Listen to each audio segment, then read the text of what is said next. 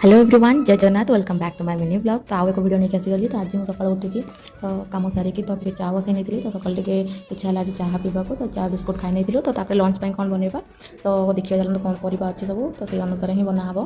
तो ये मोर चा मत हो आसानी तो आम दीज नहीं चाह पी देलु। तो चाह पी सारापर तो देखिए कि बैगण अमृतभंडा टमाटो काकुड़ी ये सब अच्छी तो भाविले कि आज मिसेक किसी गोटे भजा करने। तो ये मुझे बैगण अमृतभंडा नहीं गली आलू तो सब मिसेक आज गोटे किसी करने तो खाइना पखाड़ जेहेतु अच्छी तो पखाड़ टे खाଇବା संडे था तो ड्रेस पतर सब सफासफी करके सुखासुखी कलापर आसिक मुझे रोषे स्टार्ट कर देती। तो ये मोर रेडी होता जोटा कि सब किसी मिक्स करके गोटे सन्तुला परिका करनी तो ये रेडी है।